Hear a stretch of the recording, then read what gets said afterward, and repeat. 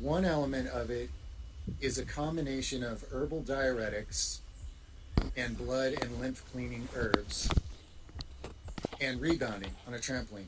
Rebounding, jumping on a small trampoline that is cheap and easy to do anywhere, drastically detoxifies the human lymphatic system, which is the most toxic system.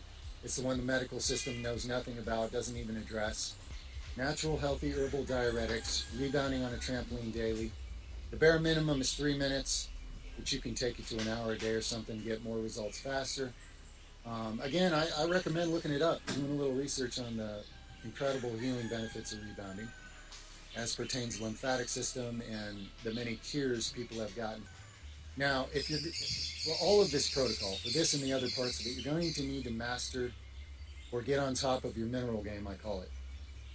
You need to find natural, healthy, daily lifestyle staple ways to get all your electrolytes, because everything about detox, good detox, is going to take a lot of electrolytes out of your body because they're involved in the process of sweeping out all the chemicals, herbicides, pesticides, unknown industrial chemicals, heavy metals, bacteria, fungus, yeast, mold, parasites, which are rampant even in first world society. I don't know if you wanted to know that, but people are often surprised by the things that come out of them when they get on a protocol like this.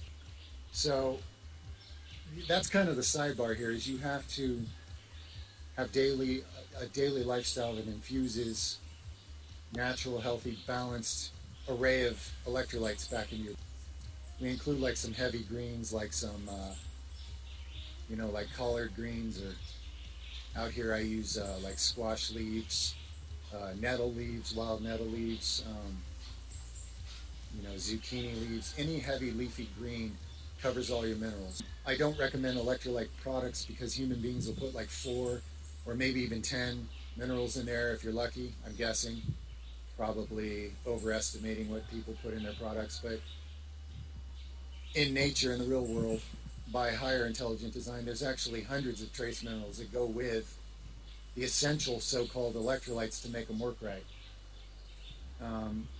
Picture your body having an ocean in it that conducts electricity, and the better the salt mineral electrolyte balance in that water, the better the conductivity of your electricity. This is how your brain sends chemicals and signals to different parts of the body. This is how the different parts communicate with each other.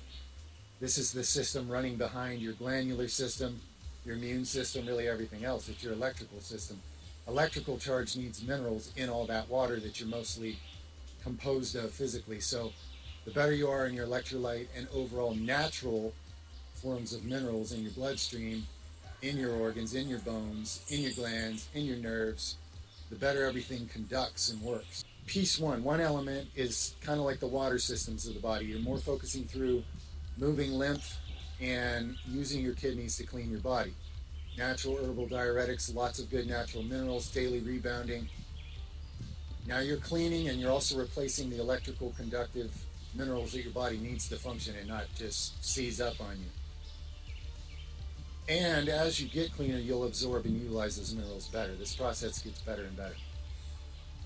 Now, another leg of this table is more what I see as the liver and intestinal side. Now, granted, the body, it's a closed circuit. These things are all directly related. Anything you affect in the body affects everything else.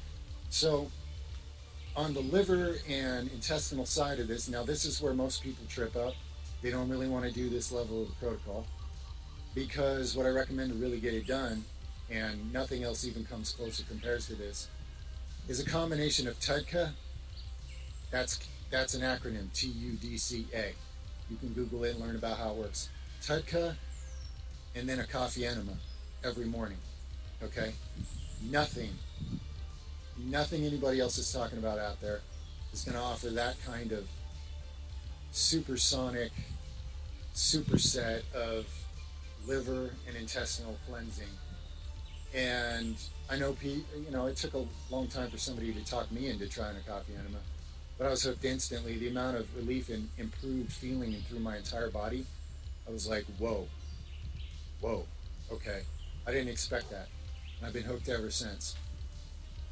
I'm not going to talk a whole lot about that process in particular. What I would recommend is Look up Gerson therapy, but the Gerson protocol is amazing. One of the staples of it is Coffee Enemas. So when you take up Coffee Enemas, you can just read on their website how it's done, simple instructions.